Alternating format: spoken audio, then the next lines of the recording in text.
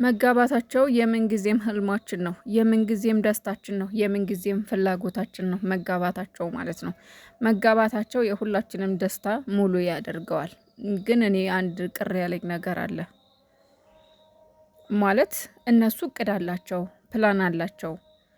ያቀዱት እቅድ ባቀዱት እቅድ መሰረት በፕላናቸው መሰረት ነው እንጂ መሄድ ያለበት በአብሳላት ወይም ደግሞ በሌላ ሰው ምክንያት መሆን የለበትም። ምክንያቱም ለምን ማለት ቤተሰብ እስኪ እናንተ በጨዋ መልክ ሲ ኮሜንት ላይ ጻፉልኝ ማለት አስተያየት ስጡበት። አይኖ እንዳየሁት ከሆነ እዛ እንትኑ ላይ ቲክቶክ ማነው ኮሜንቱ ላይ የነሱ ኮሜንት ላይ ሁሉም ሰው አዎ ይጋቡ፣ አዎ ይጋቡ፣ አዎ ይጋቡ ነው የሚለው ኮሜንቱ በሙሉ ማለት ነው። ነገር ግን መጋባት ያለባቸው በድንገት ነው ወይ ሰው ስላለ ነው ወይ እነዚህን ሰዎች ከመሀላቸው የሚያስወግድ አካል ጠፍቶ ነው ወይ ወይም ደግሞ ከነሱ አቅም በላይ ሆነው ነው ወይ እነዚህ ሰዎች? እነሱ እንግዲህ አላቅም ለስራም ይሆን ለምን ይሆን እንደዚህ ያሉበት ምክንያት ግን ድንገት ተነስቶ እንጋባ የሚለው ውሳኔ እንዴት ነው? እስከ ዛሬ አቅደውበታል ወይ? እውነት ትክክለኛ ጊዜው ነው ወይ የሚለው እነሱ ናቸው የሚያውቁት። በእርግጥ ግን እኔ ቪዲዮ ካየሁት አንጻር ቢጋቡ ደስ ይለኛል፣ አብረው ቢኖሩ ደስ ይለኛል። ምን ጊዜም ፍቅራቸው ይፋ ይሆንልን ይጋቡልን እያልን የምንልበት ጊዜ በየጊዜው ነው የምንለው በየጊዜው።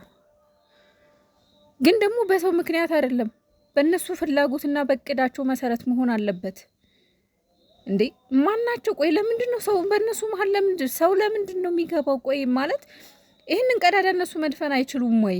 ለምንድን ነው ለምን እንደዚህ ይሆናል? በቃ በጣም ያናደደኝ ነገር ቢኖር ለምን እስከ መቼ ነው የሚሰቃዩት በሰው ምክንያት? እስከ መቼ ነው ስቃያቸው የሚቀጥለው? ለምንድን ነው የእነሱን ሰላም ሰው የማይፈልገው?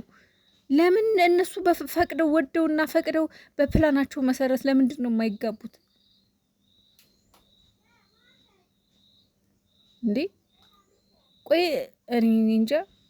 ዛሬ መታ ስትለፋደድ ነበር መሰለኝ፣ ግን አላየኋትም። በጣም ያሳዝናል። ብቻ ምናልባት ሀይሚና ብሩኬ ቢጋቡ ሁሉም ተስፋ ይቆርጣል። በመሀላቸው የማይገባም ሰው ሊኖር ይችላል። ግን ደግሞ ትዳር ማለት እንደዚህ በድንገት የሚወሰን ውሳኔ አይደለም።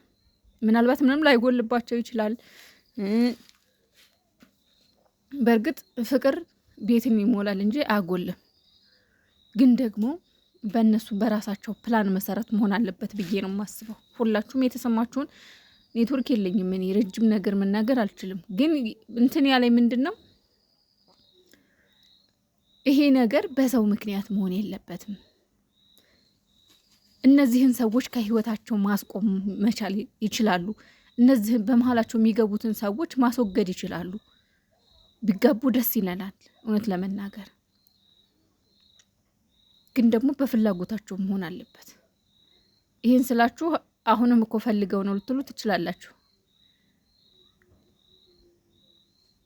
ግን ደግሞ እንዴ ኧረ በስመ አብ እንጂ እንደኔ ግን እንዳልኳችሁ ጋብቻቸው ህልማችን ነው።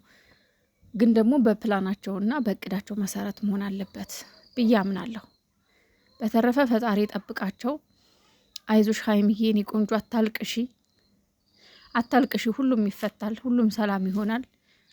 ቡቡዬም እናንተ እንዳትለያዩ ካለው ፍርሃት የተነሳ ነው ይሄን ያለበት ምክንያት። አንቺንም ለማገት ወይም ደግሞ አንድ ቤት ለመዝጋት ፈልጎ አይደለም ይሄን ያደረገው። እንዳልኳችሁ ግን እነዚህ ሰዎች በሰው ህይወት እንደፈለጉ የማድረግ መብት የሰጣቸው ማን ነው? ግራ የገባኝ እኔ።